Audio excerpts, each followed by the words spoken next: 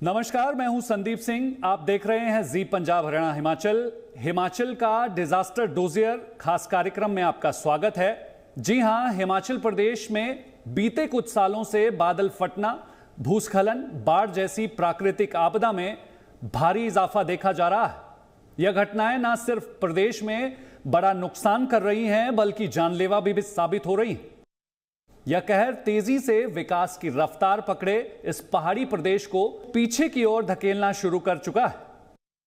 साल 2018 से अब तक हिमाचल प्रदेश में 148 बादल फटने और फ्लैश फ्लड की घटनाएं दर्ज हो चुकी हैं। जिला कुल्लू, लाहौल स्पीति, किन्नौर और मंडी प्राकृतिक आपदाओं की दृष्टि से अति संवेदनशील बन चुके हैं। इसी तरह अब प्रदेश की राजधानी और पहाड़ों की रानी शिमला पर भी लगातार बढ़ता यही खतरा चिंता का विषय बन चुका है।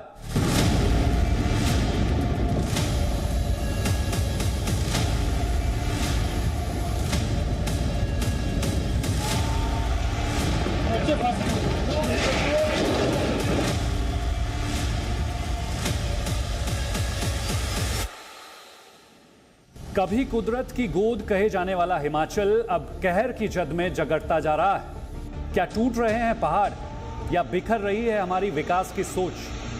हर बारिश हिमाचल में अब राहत नहीं, एक नई त्रासदी लेकर आती है। हिमाचल का डिजास्टर डोजियर, आपदाएं बड़ी, नीति निदारद। हिमाचल में प्रकृति का कहर या इंसानी लापरवाही की सजा। कभी देवभूमि, अब डिजास्टर जोन। हिमाचल के जख्म बढ़ते जा रहे हैं। विकास की दौड़ में कहीं विनाश को तो गले नहीं लगा बैठे। ना नदी बची, ना नाले। हिमाचल अब हर मॉनसून से डरता है। जहां कभी बादल बरसते थे तो खेत लहलहाते थे, अब वहीं बादल फटते हैं तो जिंदगियां बिखर जाती हैं। हर साल बादल फटते हैं, जमीन खिसकती है और सरकारें बस स्टेटस रिपोर्ट बनाती हैं। क्या हिमाचल को सिर्फ सहना है? साल 2023 के दौरान प्राकृतिक आपदा की वजह से 10,000 करोड़ रुपए का नुकसान आंका गया है। इसके अलावा प्रदेश को हर साल अनुमानित 1,000 करोड़ से 2,000 करोड़ रुपए का नुकसान हो रहा है। जानकारों की माने तो ऐसा जलवायु परिवर्तन और अवैज्ञानिक तकनीक से हो रहे निर्माण के चलते होने लगा है।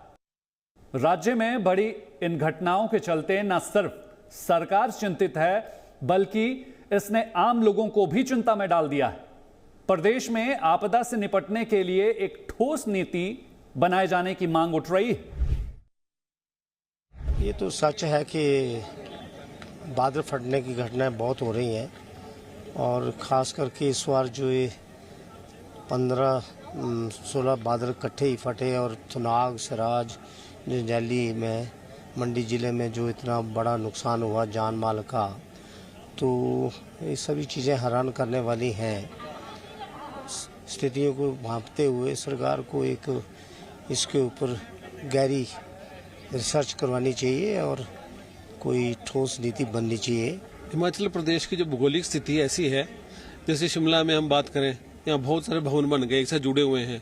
भवनों का जो बारिश में पानी आता है उसकी निकासी का कोई व्यवस्था नहीं है। वो धीरे धीरे पानी जमीन में रचेगा और बाद में जो साथ के मकान है उनको तोड़ेगा, जमीन को तोड़ेगा, उससे नुकसान होगा।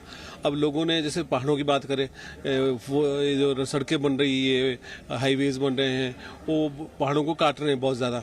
और जिस तरह से काट रहे हैं बिल्कुल गलत तरीका है। प्लेन का वो फार्मूला होना शायद उनका, वो कम से कम मेरे हिसाब से 210 से 240 डिग्री तक कटना चाहिए उस स्लांटिंग में, ताकि पिछला जो पहाड़ न आए। तो इस बिल्कुल सीधा 180 डिग्री में काट रहे हैं, जिससे कि दिक्कत हो रही है। तो ये 2-3 तीसरे लोग उसके किनारे लोग बना रहे हैं मकान, जैसे नाले हैं और है जहाँ सिंकिंग जोन है।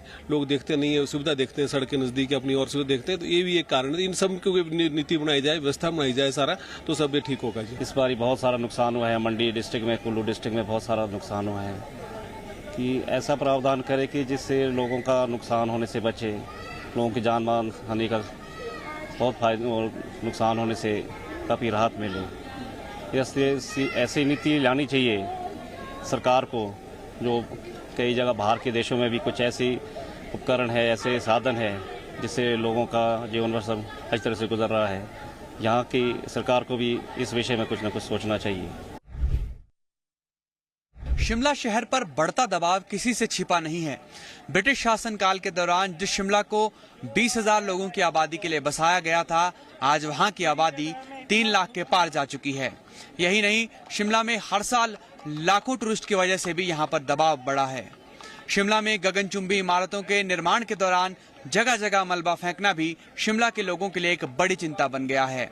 सरकार प्रशासन इसके लिए चिंतित तो है, लेकिन सरकार और प्रशासन के पास इससे निपटने के लिए कोई ठोस नीति नजर नहीं आती।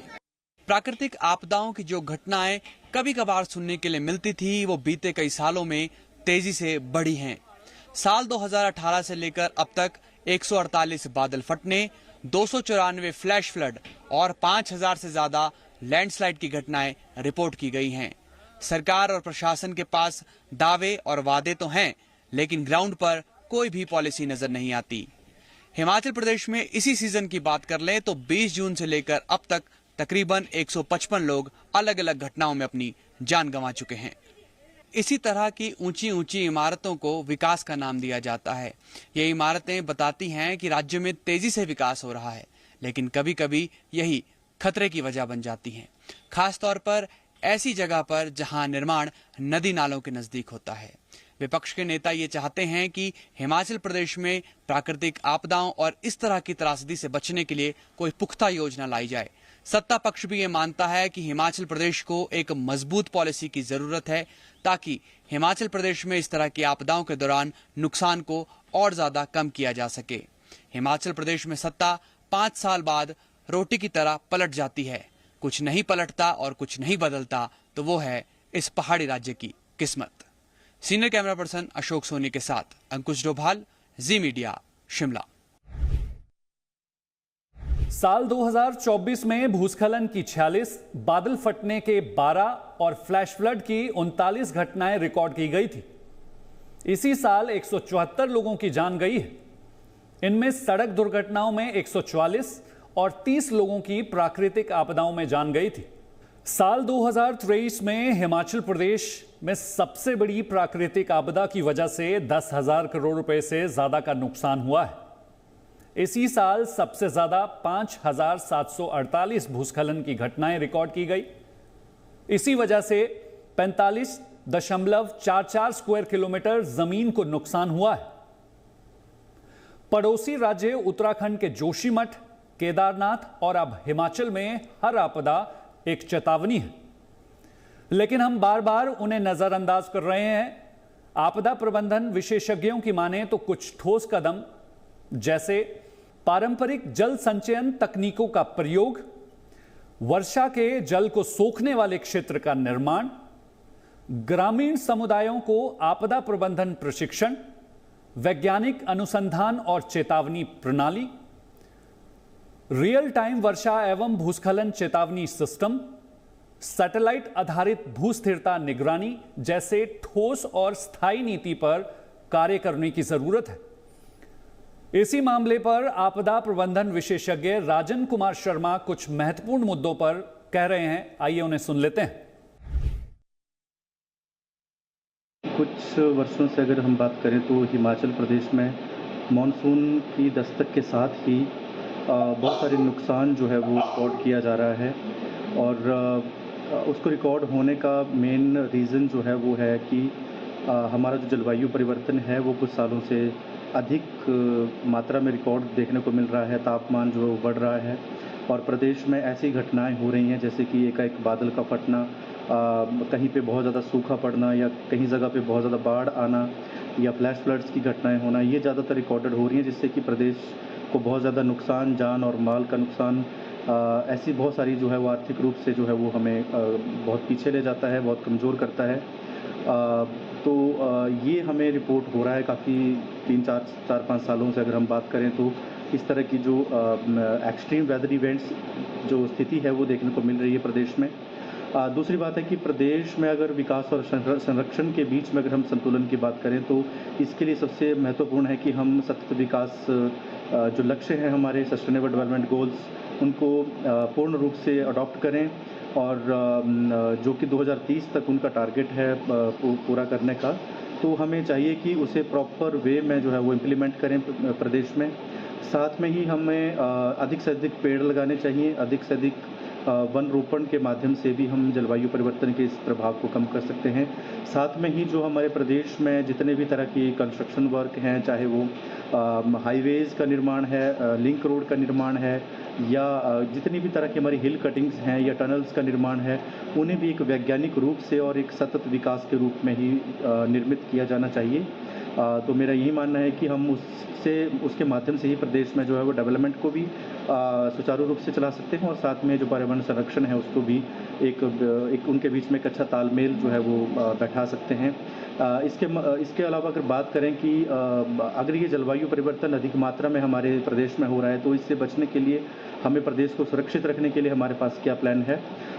तो हमें जैसे कि मैंने पहले भी बात करी कि हमें अधिक से अधिक जो है लोगों को प्रमोट करना चाहिए कि अधिक से अधिक जो है वो पेड़ पौधे और वनरोपण जो है वो करना चाहिए। ठीक है, विकास अपनी जगह है, विकास का भी होना बहुत इम्पोर्टेंट है किसी भी प्रदेश के विकास के लिए, लेकिन उसे एक सतत विकास में एक सस्टेनेबल डेवलपमेंट अगर रूप में देखें तो आने वाली पीढ़ियों के लिए भी हम अपने प्राकृतिक रिसोर्सेज को जो है वो बचा सकते हैं। उनको भी दोहन हम उसी रूप में करें जितना कि हमें ज़रूरत हो, उतनी ही मात्रा में उनका हमें प्रयोग करना चाहिए ताकि आने वाली पीढ़ियाँ जो हैं वो भी उसका उपयोग जो है वो सही तरीके से कर सकें। जैसा कि आपने बताया कि पिछले कुछ वर्षों में जो है हमारे कुल्लू, समेत, शिमला, मंडी, हालांकि अभी मंडी में भी रिसेंटली जो है वो इस तरह की बादल फटने की घटनाएं सामने आई हैं, तो काफ़ी समय से ये घटनाएं साबित हो रही हैं और इन इलाकों में जो है नुकसान की तीव्रता जो है वो ज़्यादा पिछले कुछ समय से देखने को मिल रही हैं। जैसे कि कुल्लू हमारा रीजन हो गया, कांगड़ा का कुछ पार्ट हो गया, मंडी हो गया, समेत हो गया, शिमला हो गया और किन्नौर का कुछ पार्ट हो गया। इन सभी पार्ट्स में जो है वो पिछले कुछ टाइम से बहुत अधिक नुकसान की तीव्रता जो है हमें देखने को मिल रही है और उसका एनालिसिस किया जा रहा है। इसके लिए प्रदेश सरकार ने जो है वो एक टीम को भी बुलाया है जो कि इसका निरीक्षण कर रही है और इसके तथ्य बाद में आएंगे कि इसके मेन वजह क्या है, इसका मेन रीज़न क्या है। लेकिन जो हम बादल फटने और इस तरह की फ्लैश फ्लड्स की घटनाएं देखते हैं, इसका एकमात्र रीज़न यही है कि मैक्सिमम जो हमारी पॉपुलेशन है वो हमारे जो पुराने रिसोर्सेज थे, जो नदी नालों के रास्तों के साथ में बनी हुई है या उसके ऊपर बनी हुई है, तो मेन इफेक्ट वो भी है एक तरह का। दूसरा हमने जो है ज़्यादातर पेड़ जो है वो काट दिए हैं डेवलपमेंट के लिए, चाहे शहरों के निर्माण के लिए, तो उसका भी एक रीज़न है कि अब जो है वो जलवायु परिवर्तन की वजह से जहाँ पे कम बारिश होती थी वहाँ पे भी अधिक बारिश रिकॉर्ड हो रही है और फ्लैश फ्लड यानी कि एक ही जगह पे बहुत अधिक तीव्र मात्रा में जो बारिश हो रही है उसका मुख्य रीज़न जो है वो इस तरह की फ्लैश फ्लड्स और क्लाउड बर्स्ट के रूप में देखा जाता है। हमारे पास हमारे एशिया में ही देश है जापान का और वहाँ पर भूकंप की ज़्यादा घटनाएं रहती है, वहाँ पर सरकार के पास नीति है, क्या उससे भी कुछ सीख ले सकते हैं? देखिए, 2-3 चीज़ें हैं हमारे, उनमें बहुत फ़र्क है। हमारा एक तो जो आम जनता है उनमें जो मनस है उसमें वो डिसिप्लिन नहीं है, वो अनुशासन नहीं है, वो अनुशासित लोग हैं। हम अपना स्वार्थ देखते हैं और तत्कालिक लाभ देखते हैं, आगे नहीं देखते हैं और उसी अनुसार की सरकार नीतियाँ बनाए उनको फॉलो करते हैं। हमारे नीति तो बनी है लेकिन आम जनता उसका अनुसरण नहीं करती तो क्या करें, तो उसी अनुसार हमारी भी नीति बननी चाहिए, लोगों को उनका अनुसरण भी करना चाहिए। हाँ, ऐसे कुछ साधन है हिमाचल प्रदेश के लिए ताकि आने वाले भविष्य में इससे जनता को राहत मिले और सरकार को भी नुकसान से राहत मिल जाए, क्योंकि ऐसे आपदा से सरकार को भी तो नुकसान हो रहा है। तो सरकार के इस विषय में सोचना चाहिए और केंद्र सरकार से भी सहायता लेके कुछ मदद करके इस विषय में चर्चा करनी चाहिए कि जो बाहर की जो विदेश में ऐसी तकनीक है उसको यहाँ पर अमल में लाया जाए। भूकंप का देश जापान, जहां हर दिन धरती हिलती है लेकिन तबाही नहीं होती, क्योंकि इंजीनियरिंग और विज्ञान ने यहां विकास को सुरक्षित बनाया है। तो सवाल उठता है, क्या हिमाचल भी जापान से नहीं सीख सकता? लोगों का मानना है कि जिस तरह जापान ने भूकंप से होने वाले नुकसान से बचने के लिए ठोस नीति पर काम किया है, ठीक इसी तरह पहाड़ी राज्य हिमाचल को भी जानमाल का नुकसान कम करने के लिए व्यापक योजना पर काम करने की जरूरत है। जनता के साथ जनप्रतिनिधियों का विश्वास भी इसी तरह की ठोस नीति पर है। विपक्ष में बैठी भारतीय जनता पार्टी भी राज्य सरकार से इसी तरह की नीति और व्यापक योजना बनाए जाने की मांग उठा रही है। हिमाचल सरकार में राजस्व मंत्री जगत सिंह नेगी भी इसी बात से इत्तेफाक रखते हैं। हालांकि वे ये भी मानते हैं कि राज्य सरकार अब तक इस पूरे मामले में कोई भी ठोस नीति बनाए जाने में नाकाम साबित हुई है। अब तक के अध्ययन के मुताबिक सरकार मानती है कि नदी नालों के नजदीक अवैध निर्माण होने की वजह से आपदा के दौरान बड़ा नुकसान झेलना पड़ता है। जब से प्रदेश में आपदा आई है, हर विधानसभा क्षेत्र में बहुत नुकसान हुआ है और अत्यधिक नुकसान जो हुआ है वो मंडी क्षेत्र में हुआ है, कुल्लू क्षेत्र में हुआ है। तो ये जो है अनप्लान्ड सारा जो सड़कें बनी हैं, अनप्लान्ड बिल्डिंग बने हैं, हाँ ये सबसे ज़्यादा नुकसान करने का कारण ये है। बाकी प्राकृतिक आपदाओं के कारण लोगों के बाग बगीचे गए हैं, पॉली हाउसेस गए हैं, उनके लिए हमें जो है स्कीम बनाएंगे, किस तरह से उनको रिहेबिलिट करेंगे। ज़्यादातर अब सड़क जब खुल जाती है तो लोग चाहते हैं कि सड़क के नज़दीक अगर कोई भी इंस्टीट्यूट आप खोल लेते हैं तो वहाँ पर एक पूरा एक तैयार हो जाता है वहाँ पर कंस्ट्रक्शन, जिसमें ढाबे, होटल या जो भी कहिए आप, उस कारण भी बहुत सारा नुकसान हो रहा है। ये ठीक है कि इसके ऊपर हमें गंभीरता से विचार करने की ज़रूरत है। और जो तो बस गए हैं, आज की तारीख में मैक्सिमम लोग जो है बस चुके हैं, उनको तो आप वहाँ से हटा नहीं पाएंगे, पर भविष्य में ना बने उसके लिए कोई कानून बने, उस पर विचार करने की सख्त जरूरत है। देखिए, हिमाचल प्रदेश में जो आपदाएं आ रही हैं उनमें सबसे बड़ा कारण जो अपेरेंटली दिखता है वो बादल फटने की घटनाएं होती हैं। जैसे इस बार जो है वो सराज में आया, करसोग में आया, तो वो ऊंची चोटी से जो है जहाँ शिकारी माता का मंदिर है उस स्थान से जो है आया, कुछ पानी जो है वो करसोग की तरफ चला गया, बाकी सारा सराज चला गया।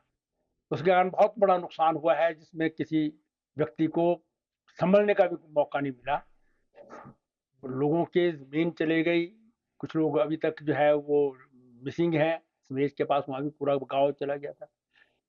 फिर कुल्लू मनाली में जो है इस प्रकार की घटनाएं, या सारी की सारी सड़कें दूसरी किसी, एक तो ये सबसे बड़ा कारण है। दूसरा जो है वो कुछ विकास जब होता है, कई स्थानों पर जो है वो सड़कें बन रही हैं, उसमें मशीनरी का प्रयोग होता है, उससे भी जो है वो पहाड़ जो है उसमें जो है वो ढीले हो जाते हैं। और दूसरा सबसे बड़ा कारण ये है कि विकास जो हो रहा है, लोगों के भी जो है वो जिस तरह से जो है वो कृषि के क्षेत्र में या पर्यटन के क्षेत्र में, बाकी क्षेत्रों में जो है वो काम हो रहे हैं, या बड़े बड़ी बिल्डिंग्स बन रही हैं, मकान बन रहे हैं, सड़कें बन रही हैं, उसके कारण भी बहुत बड़ा नुकसान जो है वो हो जाता है। क्योंकि जो हिमाचल प्रदेश में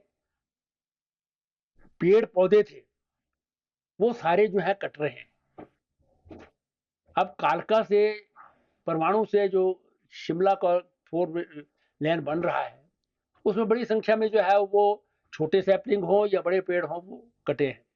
और स्वाभाविक है, जब सड़क बढ़ेंगी तो वो कुछ ना कुछ कटेंगे। इसलिए पूरे प्रदेश में आवश्यकता इस बात की है, खास करके जो बादल फटने की घटनाएं होती है जिसमें बहुत ज्यादा नुकसान होता है, उसके लिए तो केंद्रीय स्तर पर जो है वो कोई ऐसा स्पेशल ग्रुप बनना चाहिए जो इसकी जो है वो पूरी खोज करके जो है वो इसके कारणों के पीछे की जो है जानकारी जो है वो इकट्ठी करे, और उसके कारण जो है फिर हम वो जानकारी लेकर के हम इसको बचाने के लिए जो है क्या कर सकते हैं, इस पर जो है विचार करें।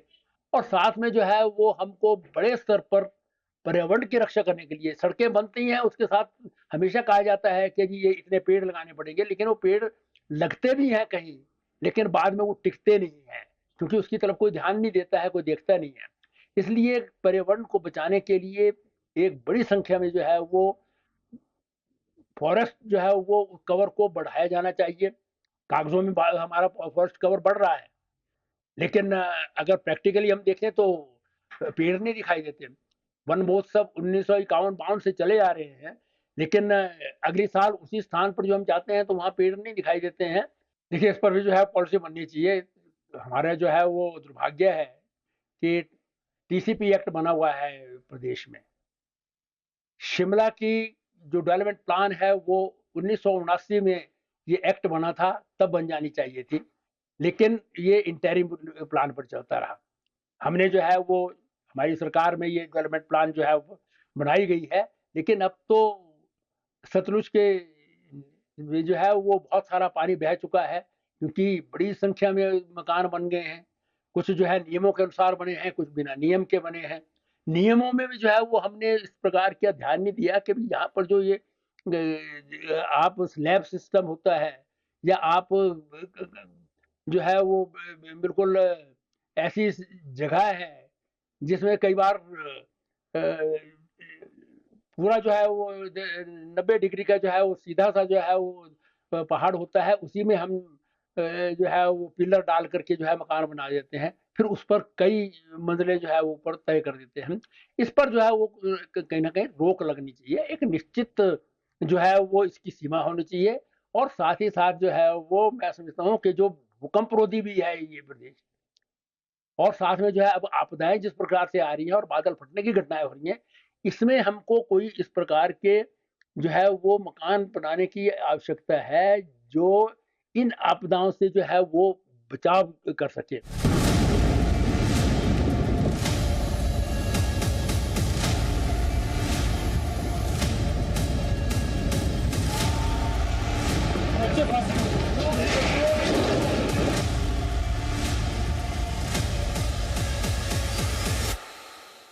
पश्चिमी हिमालय अब केवल प्राकृतिक सौंदर्य का प्रतीक नहीं बल्कि एक पर्यावरणीय चेतावनी बन गया है। हिमाचल हर साल आगे बढ़ने की कोशिश करता है, लेकिन प्राकृतिक आपदाएं और इंसानी लापरवाही प्रदेश को पीछे खींच रही है। जब तक जलवायु परिवर्तन को गंभीरता से नहीं लेंगे, नाजुक भौगोलिक संरचनाओं का सम्मान नहीं करेंगे और अपने विकास मॉडल को पुनः परिभाषित नहीं करेंगे, तब तक ये त्रासदियां और ये आपदा घातक बनती जाएंगी। यह समय है कि प्रदेश विकास की दिशा बदले, ऐसी दिशा जो प्रकृति के साथ संघर्ष नहीं सहयोग करती हो।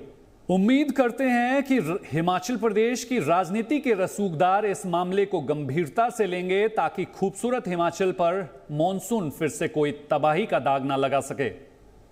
जी पंजाब हरियाणा हिमाचल की इस विशेष रिपोर्ट में बस इतना ही।